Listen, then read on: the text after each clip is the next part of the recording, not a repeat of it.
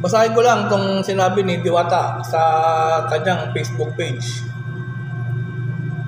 Di po ako ma-attitude at sadyang pagod at busy lang. Sa totoo lang, gustong gusto ko na may nagpapapicture sa akin at hindi ko sila iniitsapwera.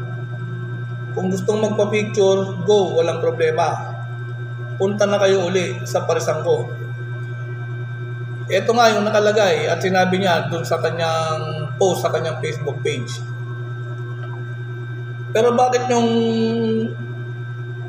sa post mo parang kabaligtaran naman sa pinapakita mo, di ba? Alam naman natin at napapanood naman natin sa video ng mga customer niya o sa mga customer mo o sa mga small vlogger na iba kung paano mo sila ituring.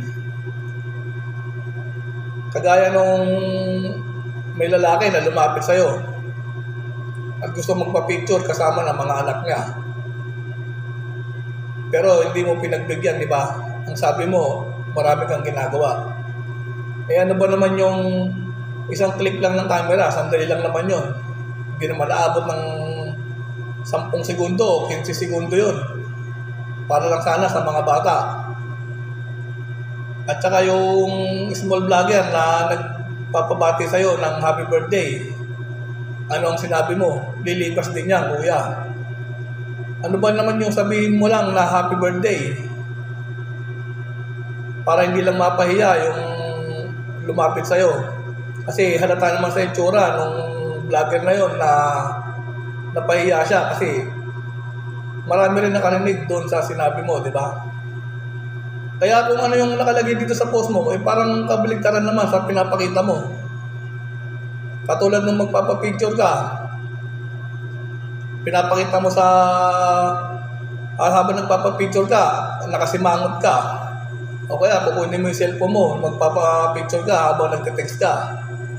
Parang hindi naman maganda tignan, di ba? Saka parang pinapakita mo lang na hindi mo gusto yung ginagawa mo at parang napipilitan ka lang, di ba? At saka sinabi mo pa na bumalik na ulit kayo sa parisang ko. Parang nararamdaman mo na rin yata na kumukunti na yung nagpupunta sa'yo at kumakain sa'yo. O parang humihina na yung parisan mo.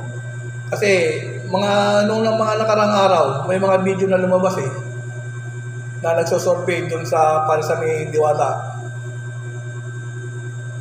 Pero may mga kumakain pa rin. Hindi nga lang katulad noon na sobrang dami at sobrang haba ng pila simula umaga hanggang gabi. Eh ngayon, wala nang nakapila. Pero marami pa rin naman ang kumakain. Siguro, lumipat na nga sila. O kaya, ayaw na nila magpunta dyan sa parisan mo. Kasi nga, sa pinapakita mo sa kanila, tuwing nagpupunta sila dyan. Siyempre, kung ang dahilan mo pagod lang, o busy lang, o marami kaming ginagawa, sana hindi gano'n yung pinapakita mo sa kanila. Kasi, kaysa natin ang gulo tignan, yung mga tao na kumakain sa iyo na yan at nagpupunta sa parisan mo at mga small vlogger na gusto magpa-shoutout sa iyo at binablog ka, sila ang dahilan kung bakit sumikat ka at pumatok yung parisan mo. Diba? Kasi noon naman nagsisimula ka, wala namang big time vlogger na pumupunta dyan. Puro small time vlogger lang, di ba?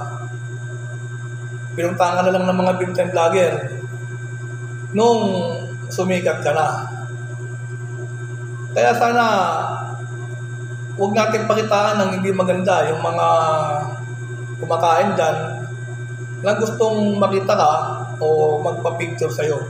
Sana huwag natin silang pinagsasalitaan ng hindi maganda o kaya sinusungitan, di ba?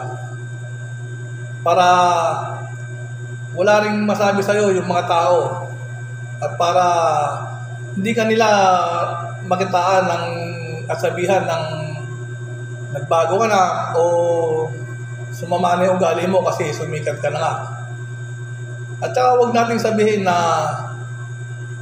kahit mawala sila, kahit malugi na yung negosyo mo, eh wala kang pakialam kasi galing ka naman dati sa wala.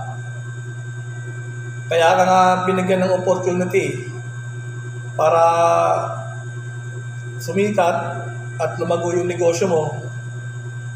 Sana wag mo nang hayaan mawala sa'yo yan. Diba?